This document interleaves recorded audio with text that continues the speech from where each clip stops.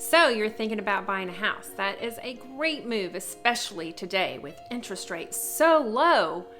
But do you know all the steps to take in order to make the transaction go smoothly? Stay tuned. Today we are going to talk about just that.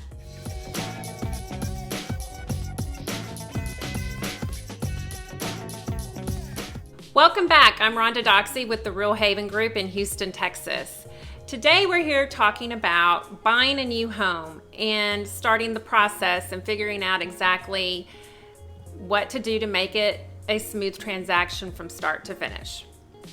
The first thing you're going to want to do is do a good financial checkup and find a lender. I always suggest interviewing 2 or 3 lenders at least so that you can get a feel of who will help you actually guide you through the process to make it an actual smooth transaction from start to finish. The lender's going to help you set that budget, and they're going to do things like look at your debt to income ratio and talk to you, hopefully, if not your lender, your realtor, things to consider like your power bills, your HOA fees, your insurance and taxes. All of these things need to be considered, not just looking at the actual payment. So once you have your lender and that you go through all this financial information with them, they're going to give you a pre-approval letter. And that pre-approval letter will tell you what your actual buying power is. So after going through all of this with your lender, the next step would be find a good realtor. Again, I always say, it's always good to interview more than one person. Not necessarily hire your friend's sister or your cousin because they happen to be a realtor.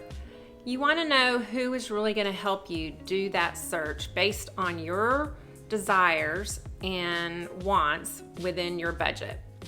So find a good realtor and they'll help you narrow that search in the neighborhood that you want to be in. Number 3. Have realistic expectations.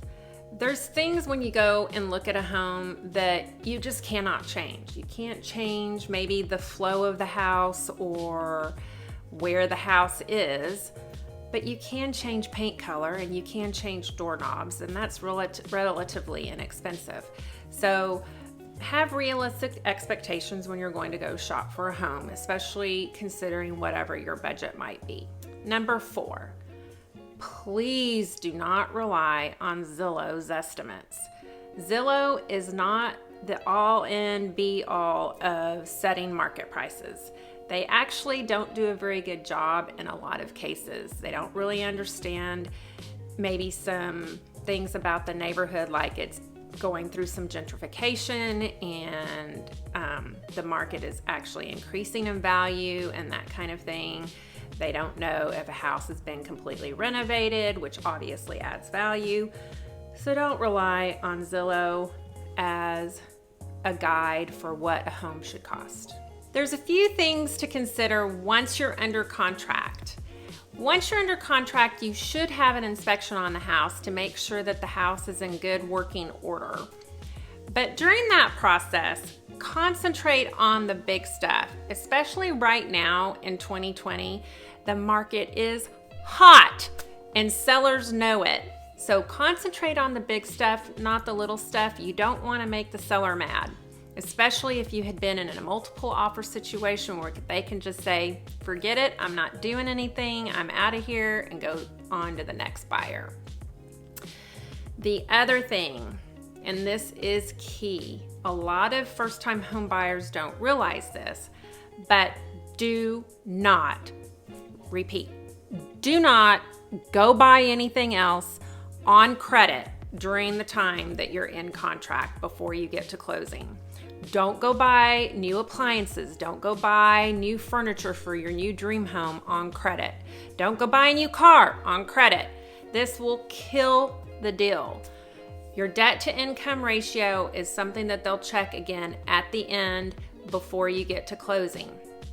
So you don't want to lose your earnest money because you went and bought a bunch of new furniture and now you have nowhere to put it. Hopefully you've learned a little bit here today about the home buying process and things to consider during the process. If you want more information about it, click the link below and we'll be happy to send you a home buying guide. or if you just want to know more about the Houston real estate market or other ins and outs of buying and selling a home, stay tuned for other videos here on this channel. Thanks and have a great day. Bye.